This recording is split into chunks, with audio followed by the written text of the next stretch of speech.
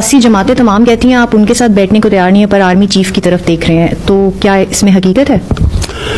Actually मेरे से सवाल एक पूछा गया था कि क्या आपसे अगर एस्टेब्लिशमेंट बात करे तो आप करेंगे। मैंने कहा मैं एक पॉलिटिकल आदमी हूं, मैं सबसे बात करने के लिए तैयार हूं, सिवाय चोरों से।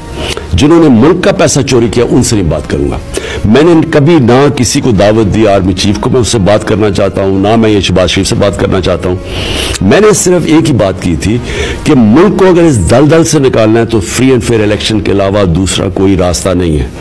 उस एंड पे पहुंचने के लिए जो हमारे साथ बात करना चाहता है हम करेंगे इलेक्शंस के लिए। जहां तक ये स्टेटमेंट चल रही है कि जी कोई बात करना चाहता हूं मैं आर्मी चीफ से, देखिए मैं एस्टेब्लिशमेंट का मुझे कोई जरूरत किसी की नहीं है। जब पाकिस्तान की अवाम एक पार्टी के साथ खड़ी हो जाए, जब एस्टेब्लिशमेंट भी एक तरफ हो, 12 पार्टीज भी एक तरफ हो, इलेक्शन कमीशन भी एक तरफ हो, और आप 37 में से 30 इलेक्शन जीत जाएं, तो आपके साथ अवाम खड़ी है, तो आपको कोई प्रॉप्स की और कोई वसाकियों की जरूरत नहीं है।